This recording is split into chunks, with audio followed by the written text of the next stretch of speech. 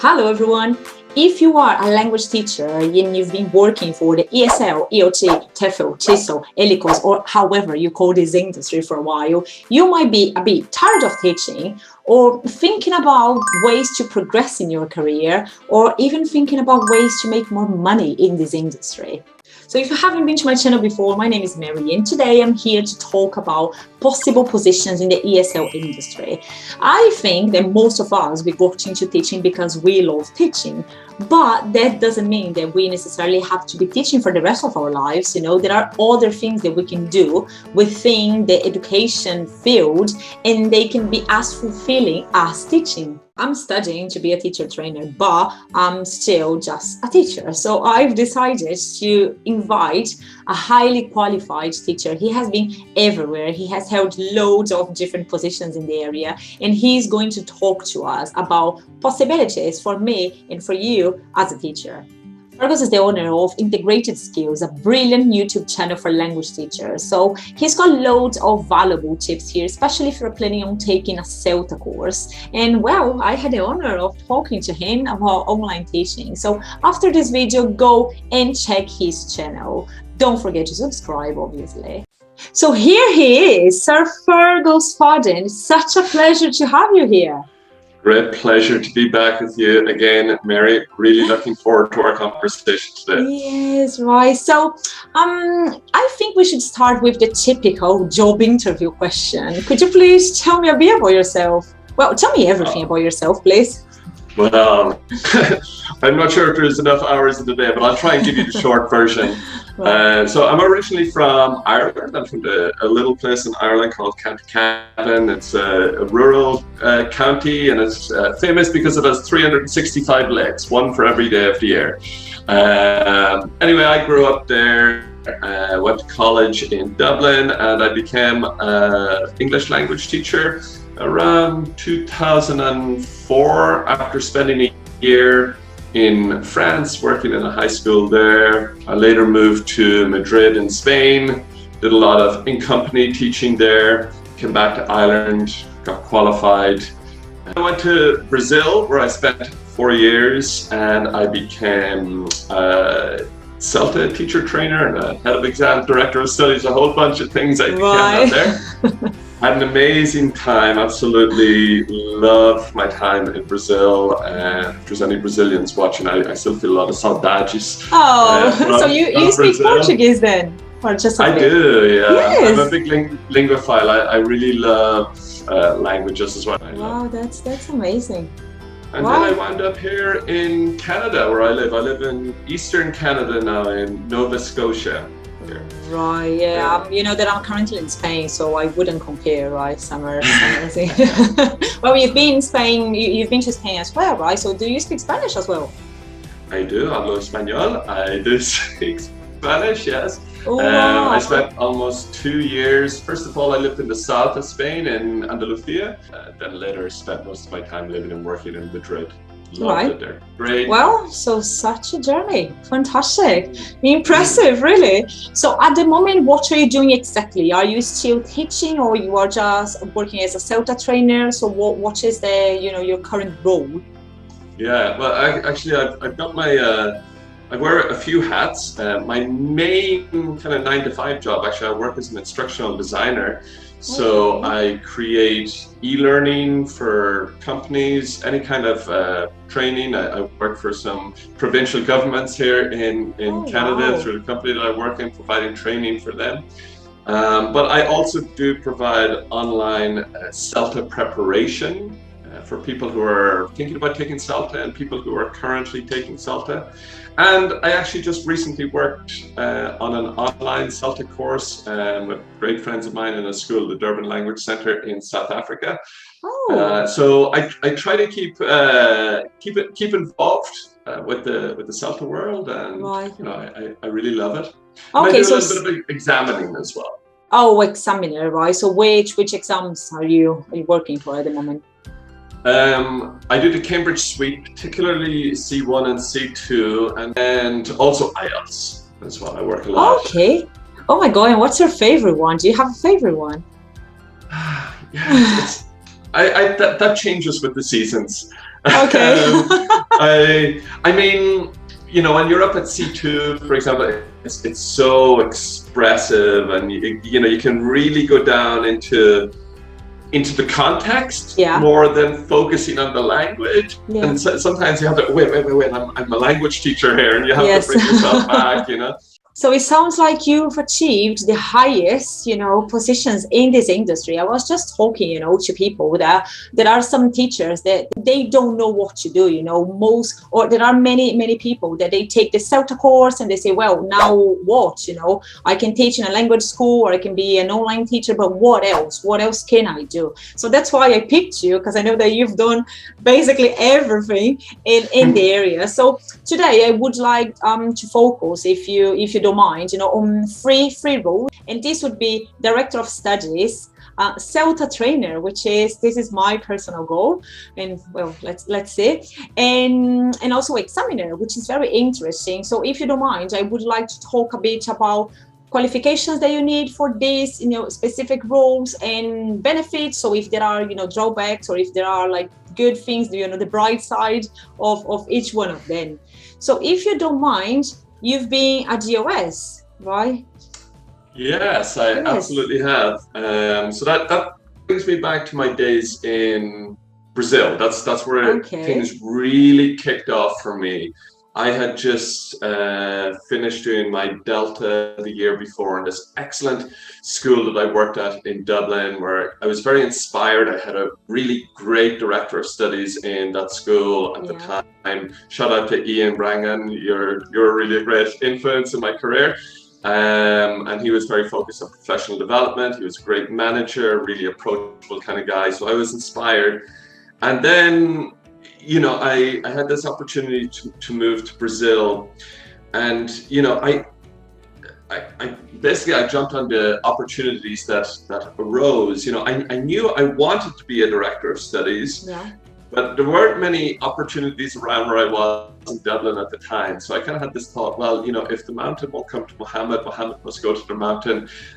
So I was willing to. Yeah, I was willing to move. I had the qualification, so I had a Delta. That's really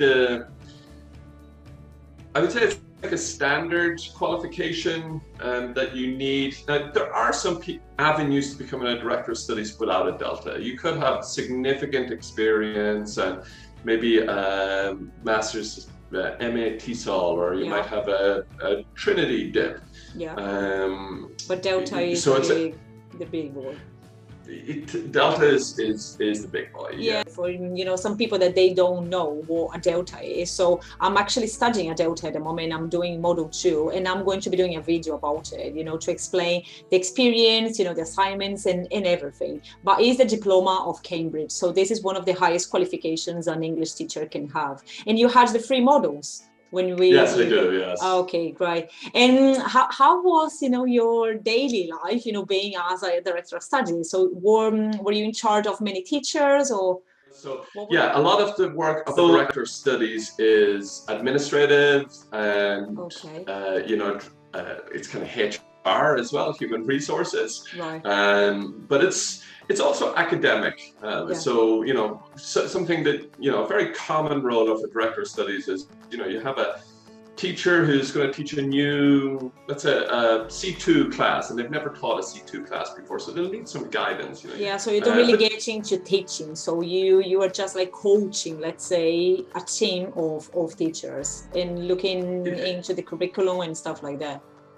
It's a big part of it. Now, of course, as a director of studies, you have to be, you know, the HR part, you know, if you think about it in a school, you have to be ready to jump in and teach a class if a teacher doesn't show up, for example. So there were many times, you know, 5 minutes before the lesson, I would get the dreaded phone call, oh, sorry, I'm sick, I can't teach it. And it's like, oh my God. But that's another reason why you need to have a lot of experience before you go to a director of studies role, because, you know, if you're just finished yourself and you've got a lot of knowledge, but to be told 5 minutes before a class, oh, you have to teach this class, it's probably going to be too demanding. And then do you see any bad things about it? I mean, anything that you didn't like about the job?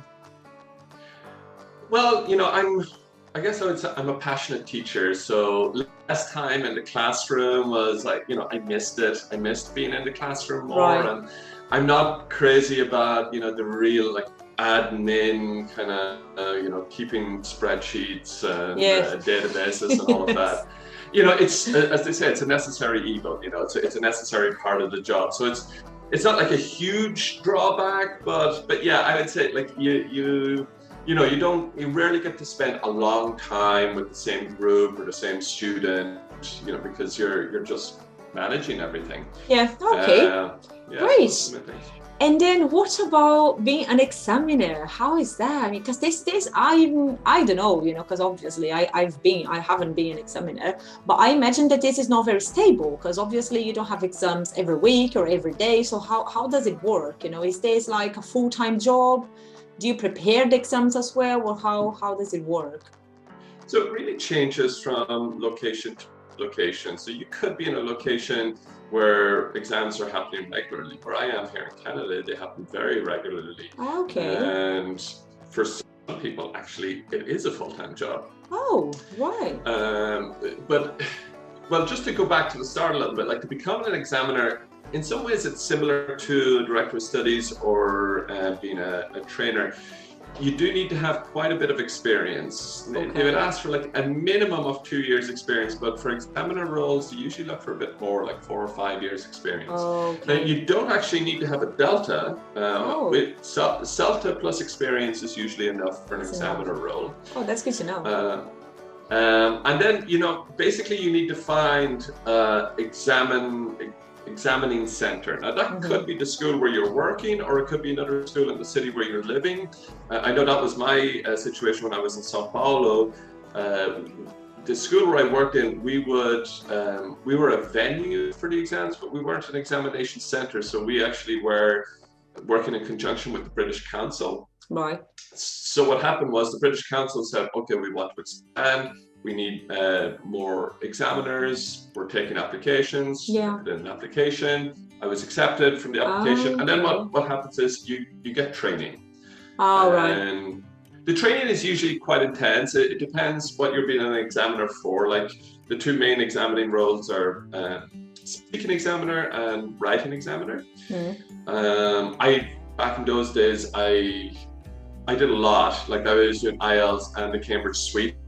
Okay, so you can do both at the same time. They are no like you are not exclusive to. No. Okay, and if you wanted to do, for example, Trinity at the same time, could you do it? Because it's another company, let's say. Yeah, actually, and that's jumping ahead into teacher training. Like there was a period, actually, I was a TRINITY Cert TEFL trainer. Okay. And I did that in the same place where I was working as a Celta trainer. We started to offer both courses. It's, I guess, you know, if you think about it, like you're a car dealership, you could be, I only sell Hondas, or you could be the type of car dealer that sells Hondas and Toyotas as well. Yeah. I see. So yeah, there's no like exclusivity, you know, needed for this.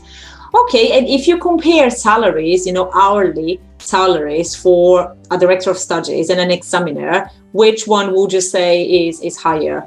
If we talk hours, you know, salary per hour. Well, there's one more variable, which is stability. I would say the director of studies has more stability, and because of that, on average, it's probably a higher salary than an examiner. Okay. However, there are places in the world that focus a lot on, for example, IELTS, and you could work 40 hours a week doing IELTS and you will earn a higher hourly rate doing that. The way it is, like a speaking exam, for example, an IELTS is it's 14 minutes maximum, and then there's a few minutes preparation time. So you could do about 3 of those in an hour. Yeah. And then you're usually paid per exam. You could get maybe even like $20 per exam. So $60, $70 an hour. Right, so it depends. And then you mentioned that you've been a teacher trainer, but you also said that you were doing this online. So is this because of the pandemic, or you were doing online before as well? So what is the thing with teacher training? I guess the answer is yes, and yes. doing online things before the pandemic happened. Yeah. But I never did an online CELTA before the pandemic happened. And the pandemic actually accelerated Cambridge's plans for an online CELTA. Before the pandemic, I would say 99% of CELTAs were face-to-face. Right. But in order to keep CELTA moving along, it went to 99% the other way. You know, it's almost impossible to find a face-to-face CELTA. So yeah, I did an online CELTA recently, as I said, with the Durban Language Centre. That was a lot of fun. Yeah. It was actually my first fully online one. Okay, and this is rewarding, isn't it? To see people learning, you know, teachers learning from you, and how does it feel? Yeah, so I talked about this actually in a recent video of mine, how I became a Celta trainer. Yeah, I saw it, obviously. I remember my first day on my own Celta. I remember the trainer coming into the class, and I just looked at him and I was like, oh, that's very cool. And I just thought, how do I become that guy? Yeah. So it's been an ambition pretty much since day one. And yeah, you hit the nail on the head. That's exactly it. It's so rewarding to work with people, like in the space of, you know, if you're doing the fully intensive CELTA, like in 4 weeks, a person can go from what's teaching full to transformation. Yes, full transformation in such a short period of time. Well, amazing. So if you had to choose, let's say, from tomorrow, you would do just one of them, what would be your role? Not talking about money, you know, about passion. So which one would you choose as being your favorite role in this industry? Well, Mary, you don't ask easy questions, so I'll do my best to answer it. I think I would probably have to go with teacher trainer. Really? Yeah, that's what I focus my channel on. That's what I do my consultations on.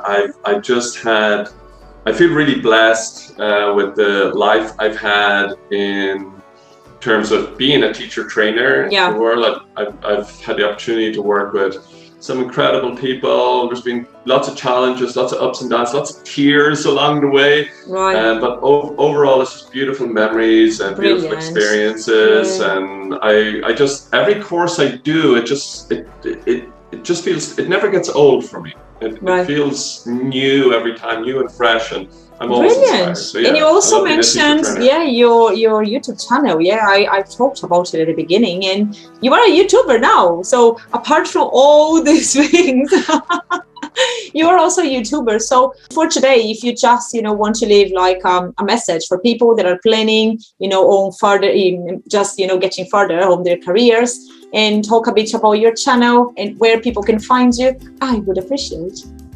Oh, well, thank you very much. Well, just one little piece of advice for everybody, give yourself a goal and give yourself kind of realistic goals. Think, where would you like to be? Maybe 10 years is too far out to think about, but think, where would you like to be in 1 or 2 years? Right. And then, maybe break that down. Okay, what are the steps I need to do? Break your big goal into small goals, like a lesson plan, your main aim and your stage aims. Yeah. So I would advise that to people. And of course, yes, thank you, Mary, for mentioning my channel. You can check out my channel. I've got lots of methodology videos on, how to teach different lessons. So skills lessons, language systems. I also have advice on how to get ahead in the CELTA. I have a popular video called How to Get a Pass A on the CELTA course. So check out those things. I'd be really happy. Check me out on Integrated Skills. And I'm going to give a world exclusive here. I'm actually launching a website that is going along with my channel. So it's going to be called IntegratedSkillsAcademy.com. Amazing. Yeah. So it's going to, I'm going to offer e-learning courses on it, little courses that you can take at your own pace on that. You'll find a lot of information about me, how to get in contact with me. Wow. And then as usual, superhero. And you can find me on all the usual social media. So I'm on Instagram, Facebook, LinkedIn, Twitter, all those things. Amazing. I'll send Mary the links. Yeah, I'm going to put the links below. Okay, my dear. So thanks a lot for your time. It's been an honor to have you here. Really, I just feel so small, because I'm just a teacher. But yeah, hopefully I'm going to get there one day. I want to be just like you when I grow up. Well, Mary, it's been absolutely my pleasure. Thank you so much. I've really enjoyed our talk today. Okay, so Thanks everyone. Thanks for watching. Bye.